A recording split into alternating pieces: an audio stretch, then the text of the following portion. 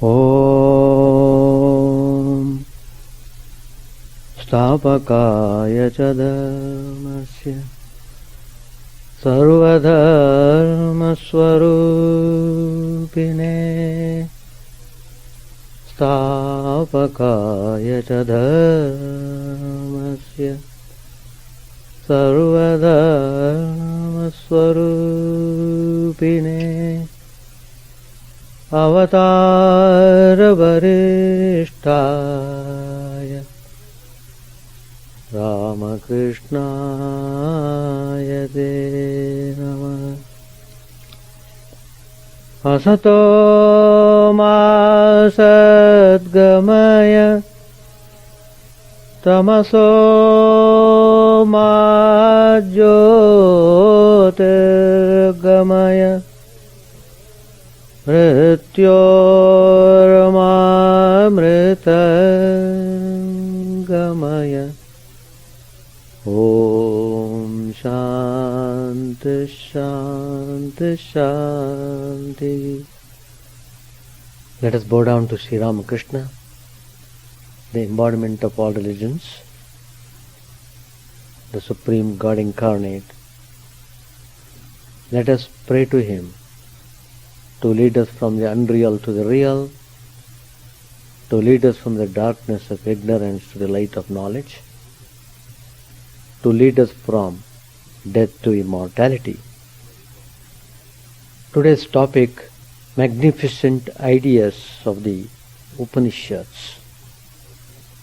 We are really very fortunate that we have access to the study of these Upanishads.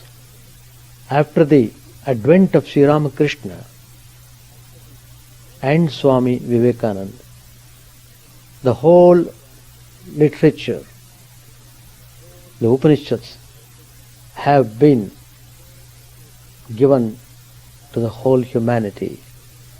Swami Vivekananda was the starting point to declare the sublime teachings of the Vedanta at the Parliament of Religions.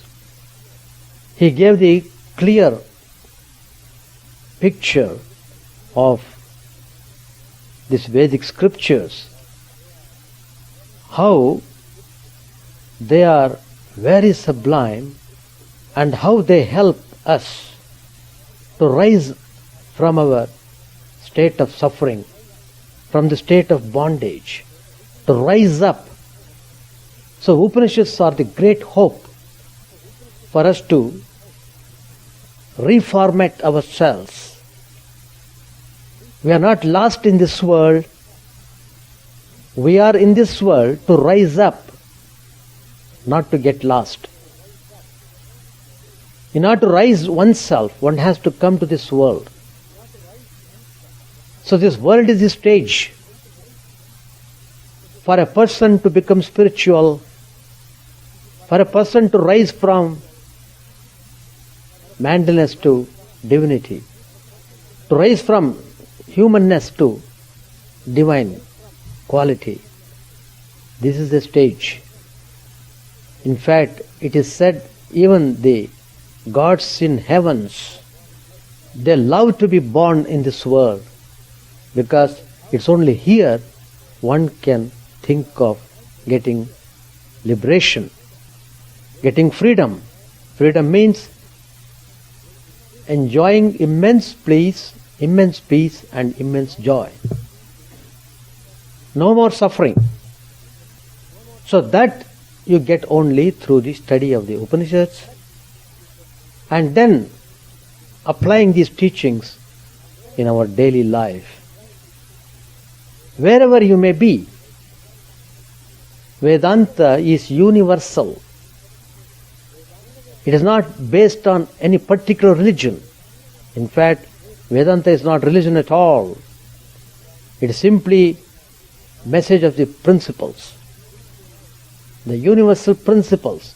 Anybody in any country can follow them. So that is why Vedanta is compared to the ocean. All the religions of this world are compared to rivers. They all come and join in the ocean. Vedanta is the source of all religions. Vedanta is the source of all religions. That source has been recognized in the Vedic scriptures. These ideas were directly experienced by the rishis through their intense practices, austerities and meditation. So, we don't have to lose hope. We don't have to suffer if we come to know about these Upanishads. Everything is reasoned out. There is no blind faith in it. In fact, the basis for studying the Upanishads is reasoning. You must be thorough in reasoning. We want people who reason out. Reason properly. That's the meaning. So, they have found out the cause of our suffering. In spite of all wealth and material prosperity. Why we suffer? Simply because of ignorance. In one word, they explained the whole thing. Ignorance is the cause of suffering. Get rid of the ignorance. Solution is simple.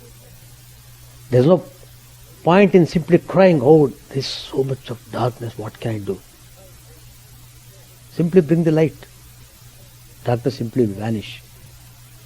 So, the darkness of ignorance is dispelled by the light of knowledge. Tamasoma Jyotirgamaya. That's the beauty of this Upanishads.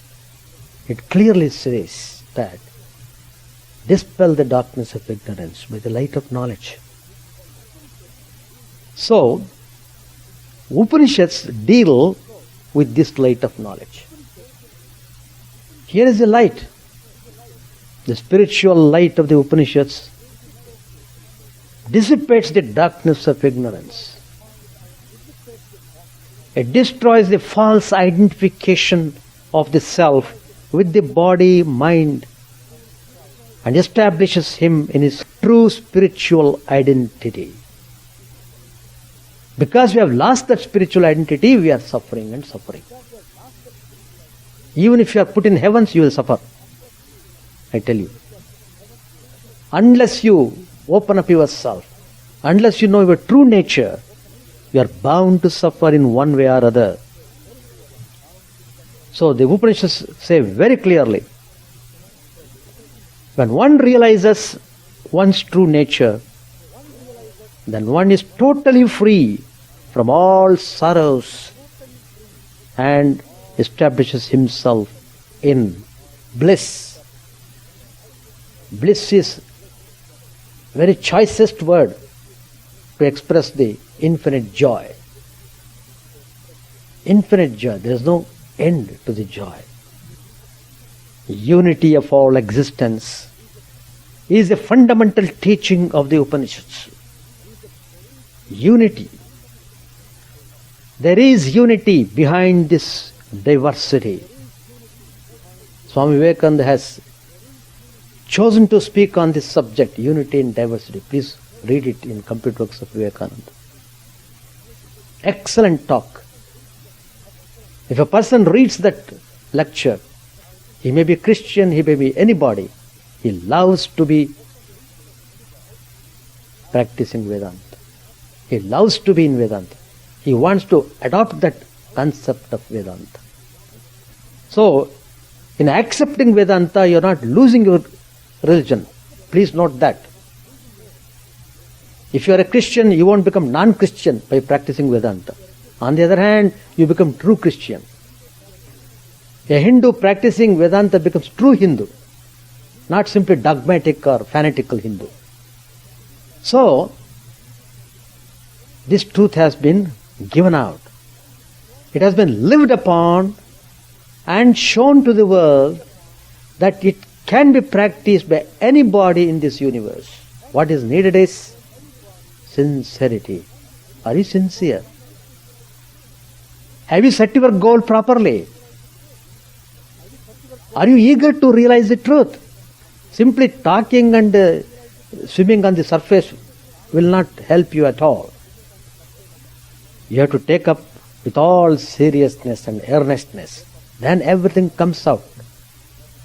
So, unity behind this university, that unity has been identified, has been recognized by the Mahatmas, by the persons practicing spirituality, by those who have realized the truth.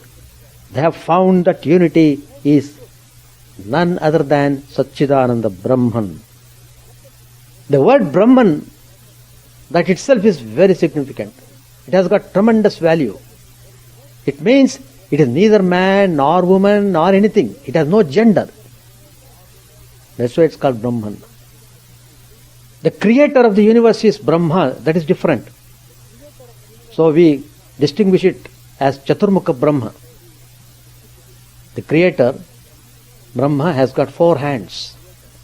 But Parabrahman is not that. Parabrahman is beyond all these forms and formlessness. He is the source of everything. He is always there. He will be always there. He was in past. He is in present. He will be in future. He is present all the times. Out of him, this diversity has come in him. It rests. By him it is instilled and contained, and in him it dissolves. In every operation, in every activity, Brahman is there. Even the whole universe may be dissolved, Brahman is there. The whole universe is created, Brahman is there. So this point we should remember. So when Brahman is ever present, that is a tremendous hope for everyone. Truth is there. Realize it. That's what Upanishad says. So if you study Swami Vivekananda, all his teachings are from Upanishads. He gave the teachings of the Upanishads to the whole world in his address at the Parliament of Religions that thrilled the distinguished gatherings. It was the first time that the participants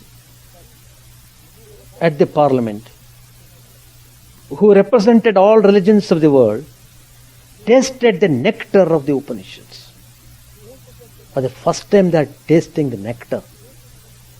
It is here Swami Vivekananda proclaimed the famous passage taken from Shvetashvara Upanishad,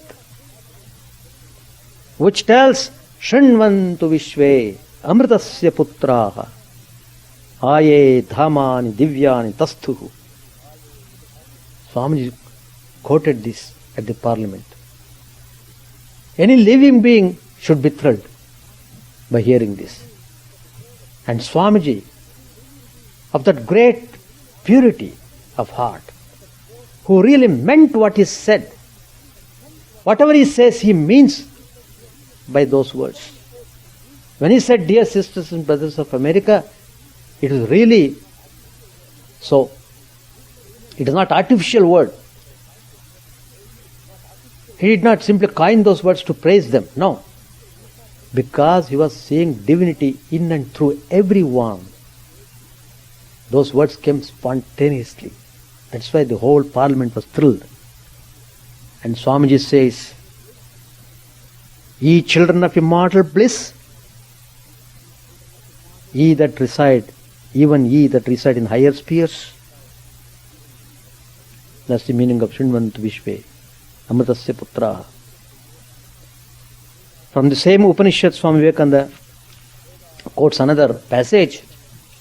Vedaha metam purusham mahantam adityavarnam tamasah parastat tameva vidvati mrityumeti tameva vidva atibrutyumeti nanya pantha vidyate yanaya. I have found that ancient one who is beyond all darkness, all delusion. Knowing him alone, you shall be saved from death over and over again. You know the secret of death. We are no more afraid of death. And the significant word, Amritasya Putraha, children of immortal bliss. Where is the question of suffering? We are all the children of God, the sharers of immortal bliss, holy and perfect beings. This message has a tremendous significance.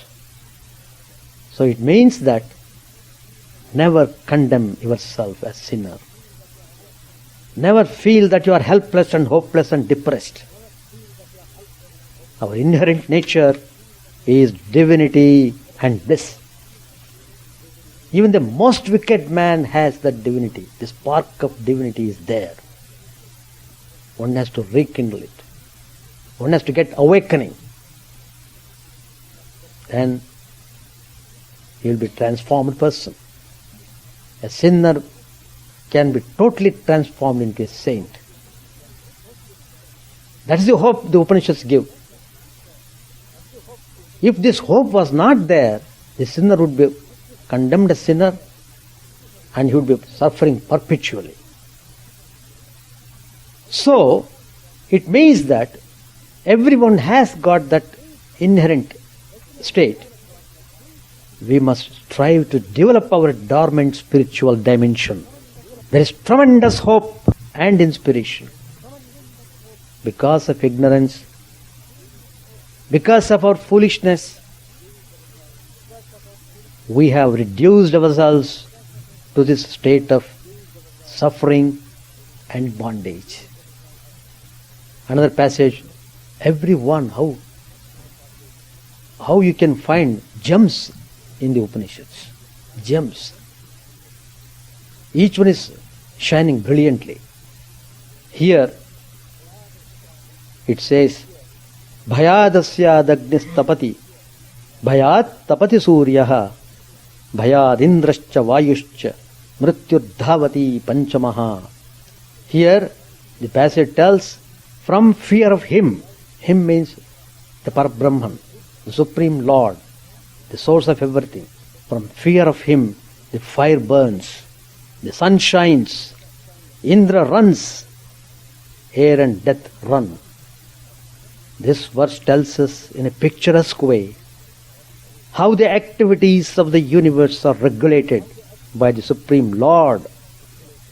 The Vedas proclaim not a dreadful combination of unforgiving laws, not an endless prison of cause and effect, but that at the head of all these laws, in and through every particle of matter and force, stands one by whose command the wind blows, the fire burns, the clouds rain, and death stalks upon the earth. All the activities are going on. The whole world is moving on account of the will of the Supreme Lord of the creation. Another Upanishad says, Vidyate hridaya grantihi, Chidyante sarva samshayaha, Kshiyante chasya karmani, Tasmin drishte paravare.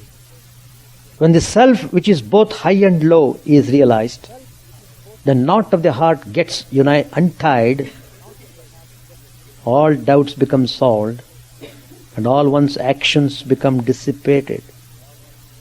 Explaining this verse, Swami Vivekananda says, bondage can fall off through the mercy of God.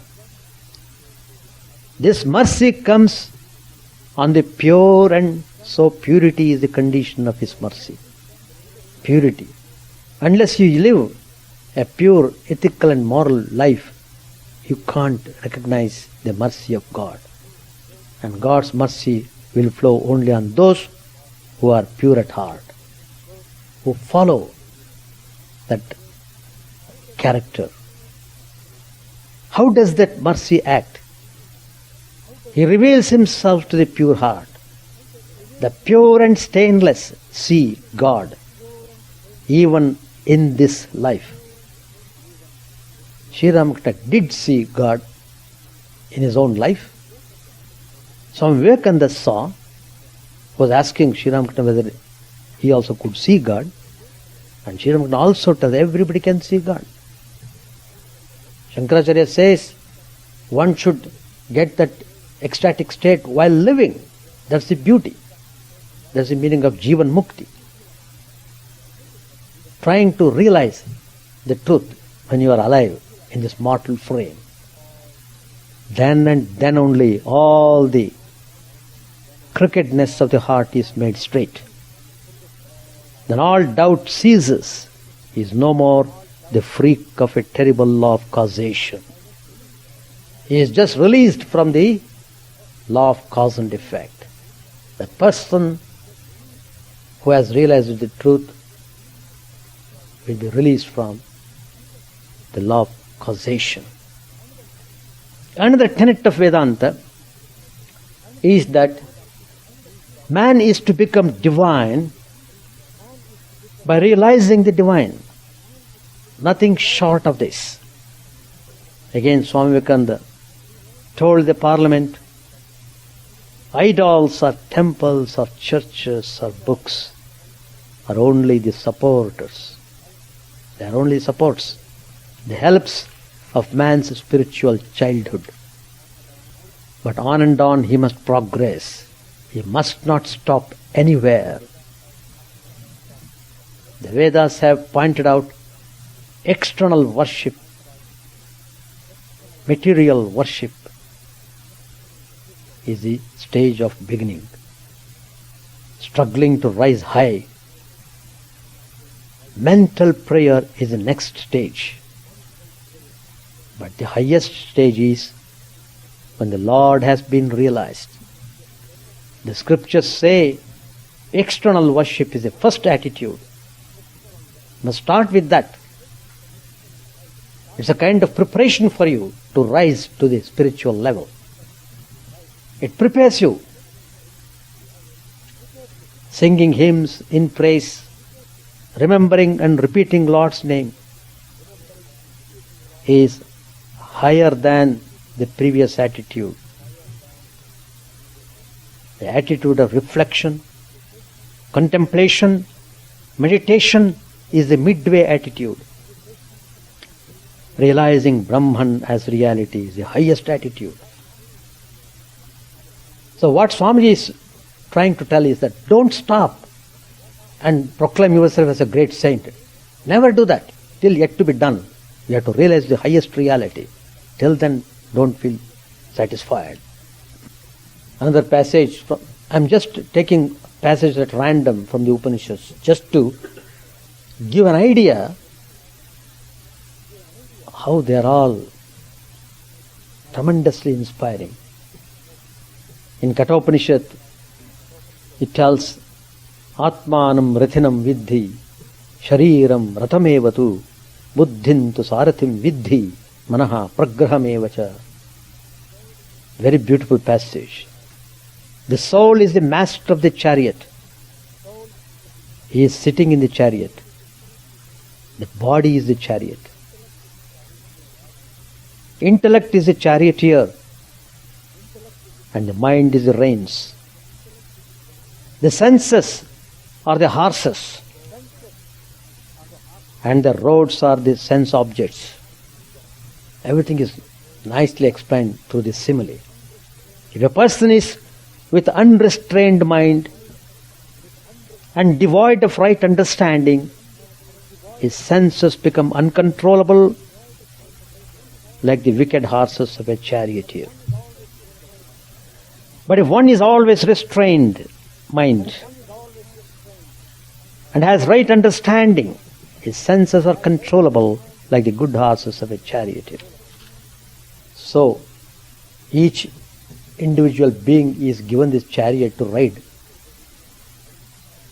to reach the destination of the abode of God. That is, your true nature of the self.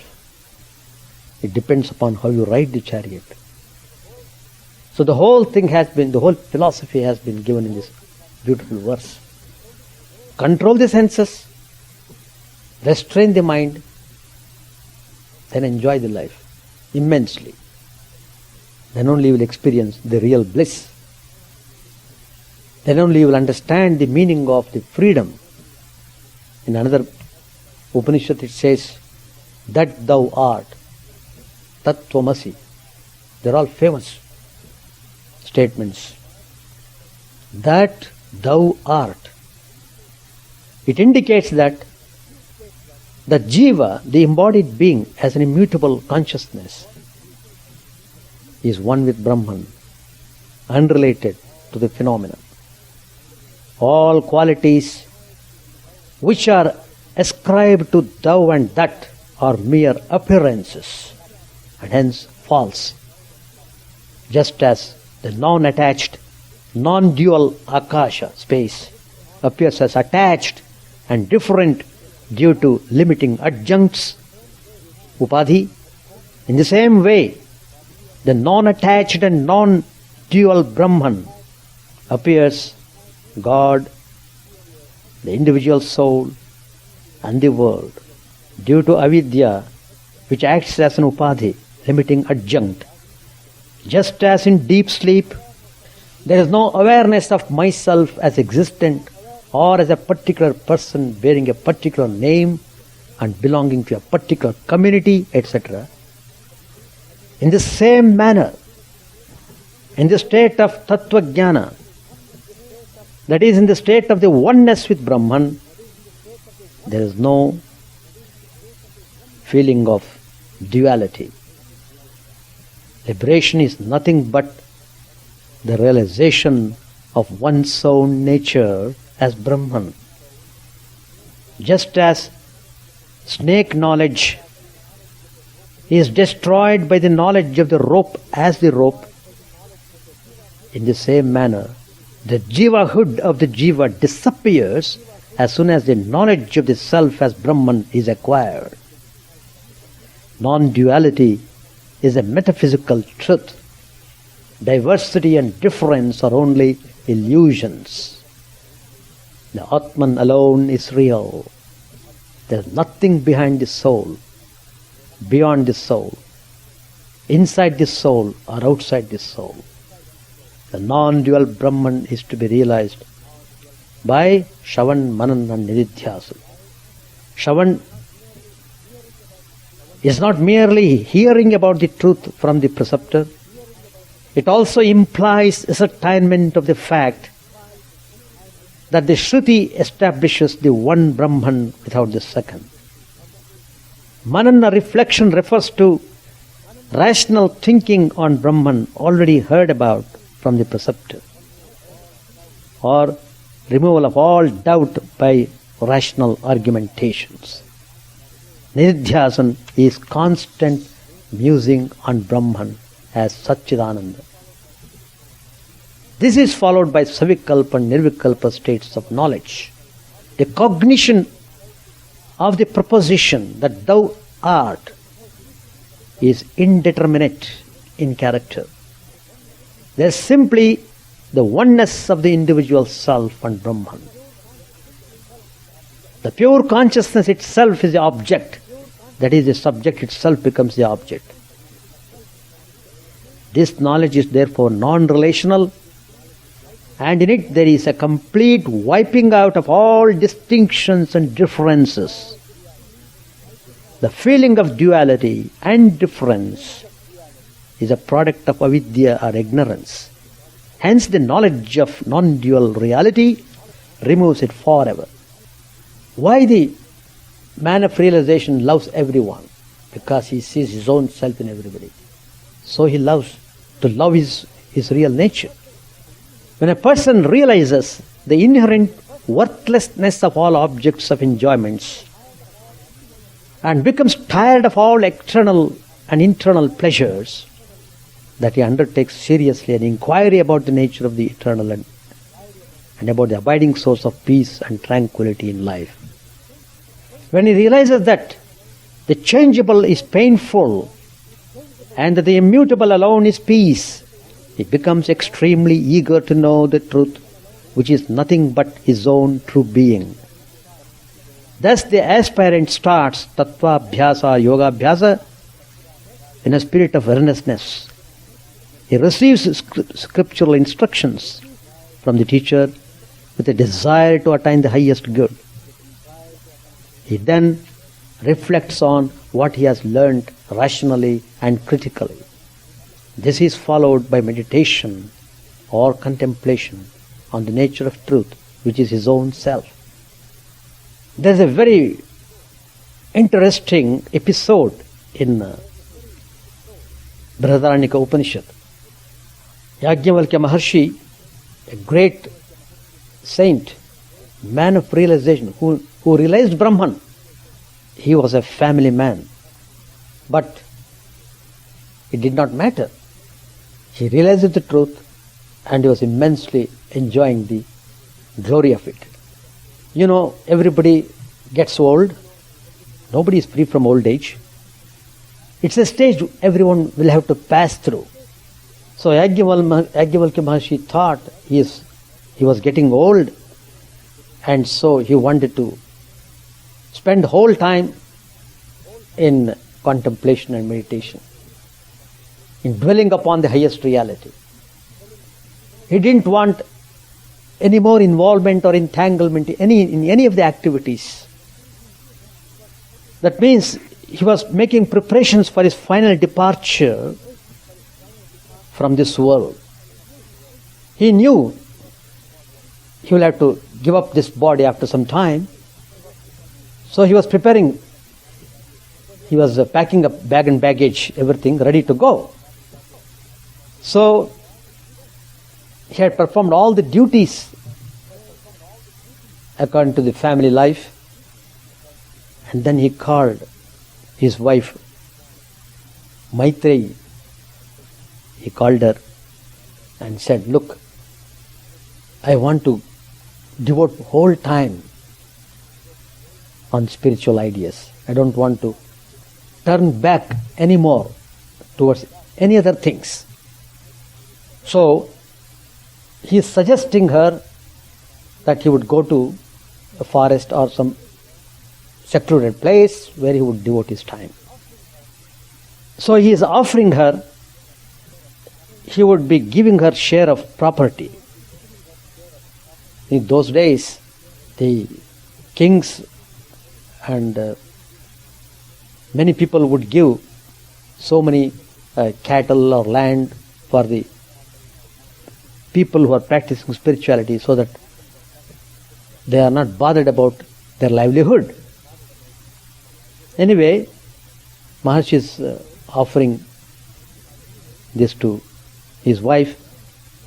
When Yajnavalkya was telling that he would share, that he would give up his property, she asked him as to what extent wealth was a means to the attainment of Brahman. Maharshi immediately replied, "Well, wealth could not purchase Brahman.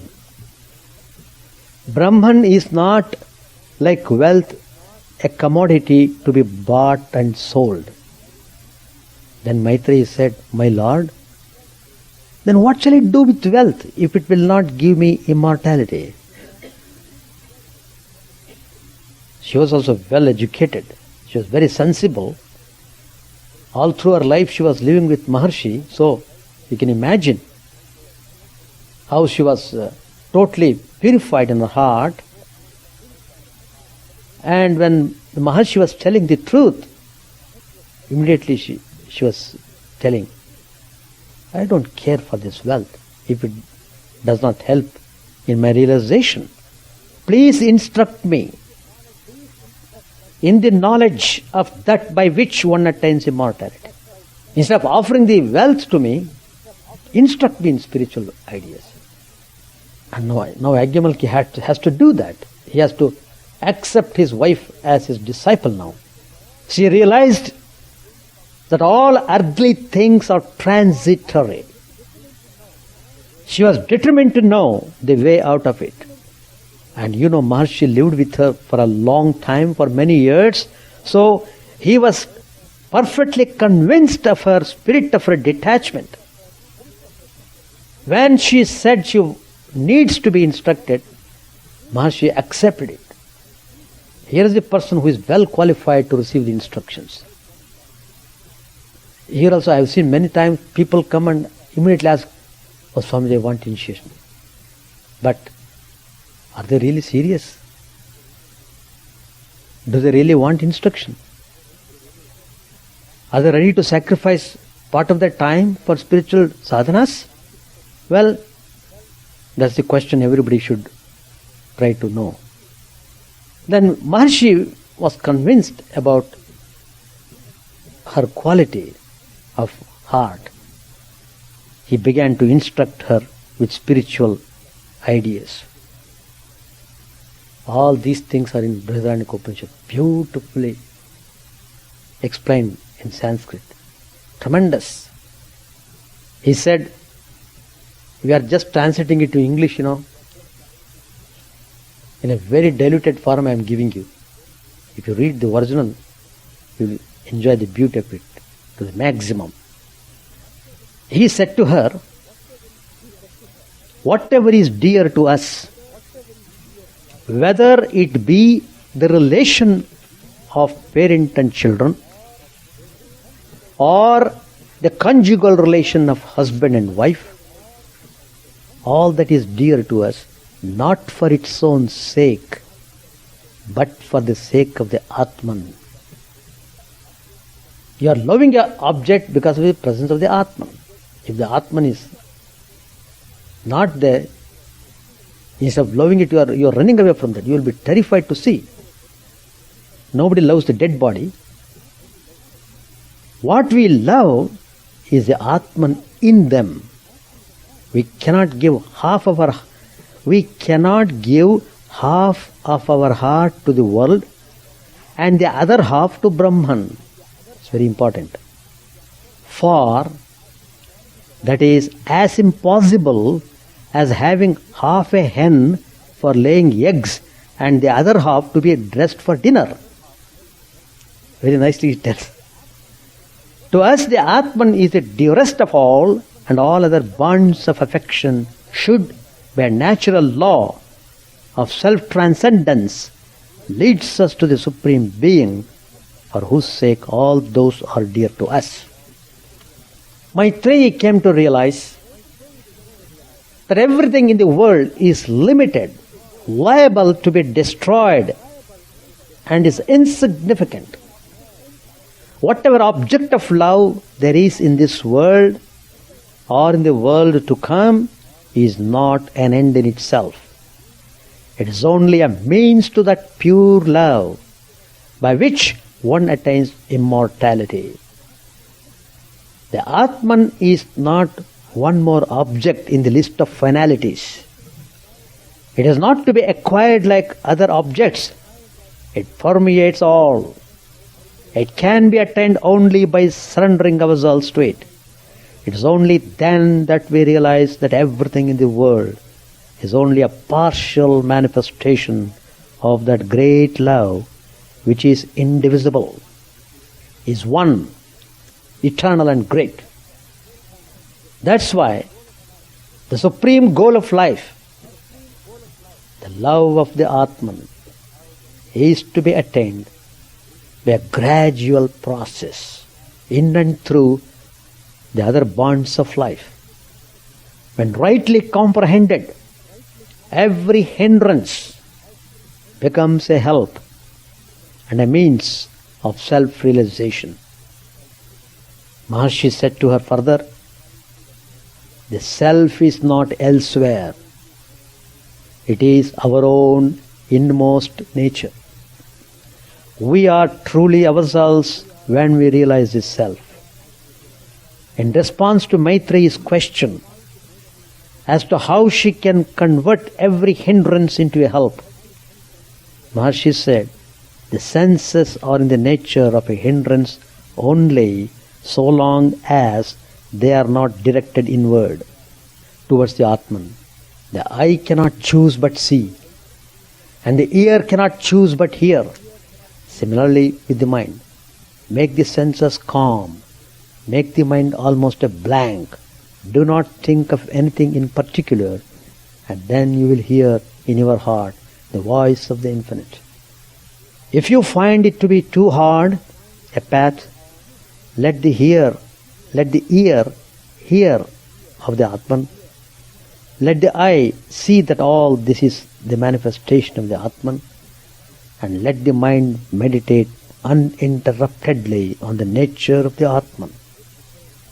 In this way, the scattered faculties are all coordinated and directed towards the Atman. That's the way. That will tell you that the knowledge of the Atman is superior to all else. The Atman is all in all. Even the Devas and the various worlds which they inhabit are only partial manifestations of the Atman. There is nothing in this world but the Self, the Atman. Sarvam Khalvidam Brahma. The whole thing is nothing but Brahman.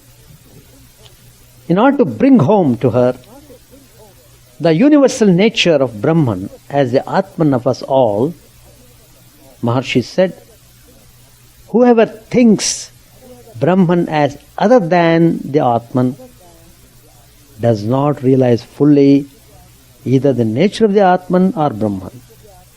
For it is Brahman alone that has become all this. To the Brahmavit, every aspect of nature becomes a simile of the unseen reality of things. He sees worlds on worlds rolling over like sparks from the anvil of the eternal. He sees again that man's life is like water. From heaven it comes and to heaven it goes. And like the vast ocean which has only one taste, the taste of salt, the whole world has only one flavor, flavor of Brahman. It is only as long as we are ignorant of Brahman that the physical basis of life appears to be real. As soon as the consciousness of Brahman dawns, one realizes that the Brahman who is in all is the Atman of us all. One also realizes that there is nothing else. So, Swami Vivekananda dealt with this Upanishads, which was not known to majority of the people. It was just hidden, as it were, with a certain class of people. But now Swamiji came. He gave that out. He scattered the seeds of Vedanta all over the globe. Let me scatter everywhere. People who are sincere, who are earnest, they will take up and let them become blessed. With that idea, he sprinkled the message of Upanishads all over the world. Even now, people who are really seeking spirituality are coming to Vedanta more and more seriously and more earnestly. Once they come into this Vedantic way, all frustration is gone. Because Vedanta gives you the hope. The worst man can become the best saint. The worst man can become the best saint. So, if at all any hope, you can find that hope in Vedanta. Once you have an access into it, then everything will come step by step. But that zeal should be there. Whatever zeal we have got, that has been drained out in useless things.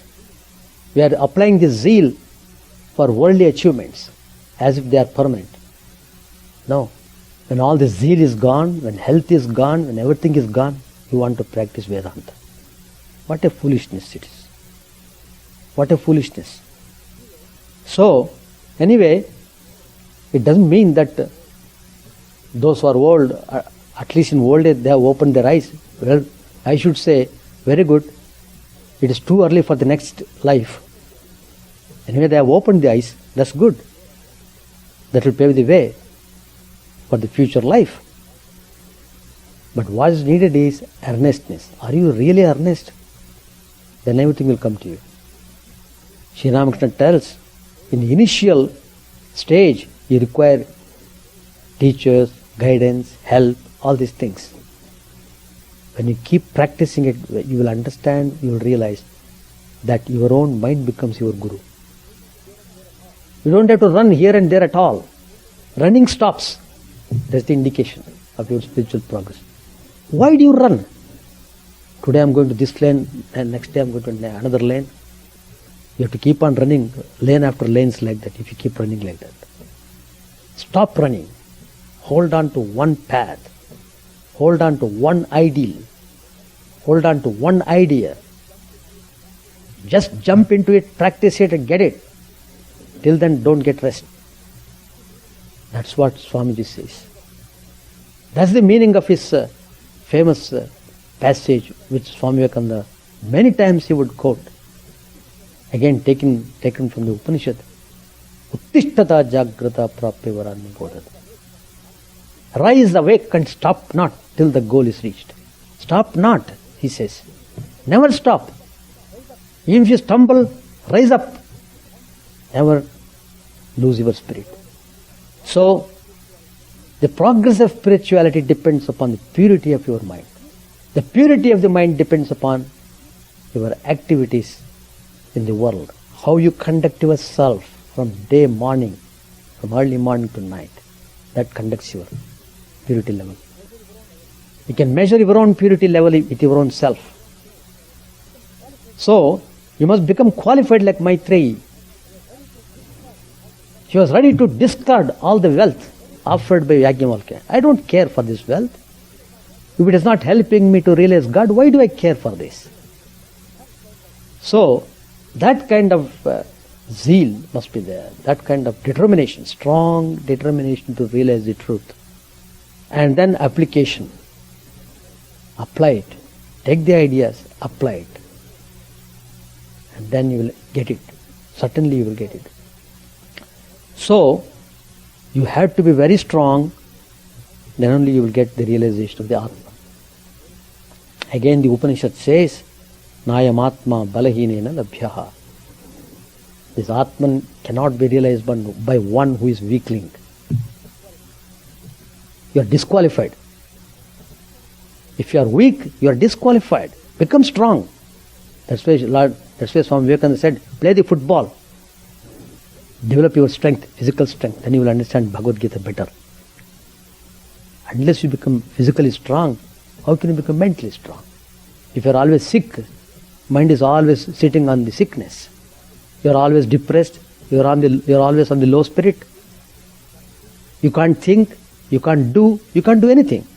Always depending upon somebody. Miserable. So, you are born healthy, but you are not maintaining that state of health because of your wrong habits and wrong actions. So what is most important, you have to give importance at every stage from the beginning. As I referred in my talk, spiritual childhood. You are still passing through spiritual childhood. You need to take lot of care in order to really go onward in your spiritual path. First of all, your spiritual path must be properly chosen. Everything is very clear. Everything is very clear. So, Sri Ramakrishna wanted this purest of spirituality must be given to the whole humanity. That's why he stopped him. Sri Ramakrishna stopped Vivekananda from getting into Nirvikalpa Samadhi. He said, no. You have to go and spread the message of Vedanta to the humanity. Nirvikalpa Samadhi is at your hands. Anytime it will come. Share it with others. Let others also feel at least a glimpse of that ecstasy, that glimpse of spirituality at least. Give them. So, that is the beauty of Sri Ramakrishna, Swami Vivekananda literature, Through them, Vedanta is accessible to everyone in this creation. Anybody, just you are sincere enough, will admit you into Vedanta. You must be sincere, that's important. Without sincerity, Vedanta, you can't hold on Vedanta. So, let us try to meditate on these noble ideas of the Upanishads. And tremendous ideas are there. Read them nicely. Practice them. Establish peace and harmony in the home. Have good relationship. Have good association. Be in constant touch with the spiritual ideas. Then your life becomes blessed. With these words, I conclude my talk. Thank you very much. Om Sahana Bhavatu Sahanau Bhunaktu Sahaviryam Karavavahai Tejasvinavadhitamastu ma vidvishavahai. Om Shanti Shanti Shanti. Hari Om Tat Sat. May the Divine Lord protect us. May He nourish us. May our knowledge be enlightening and fruitful. May we not hate each other. Peace, peace, peace be unto all.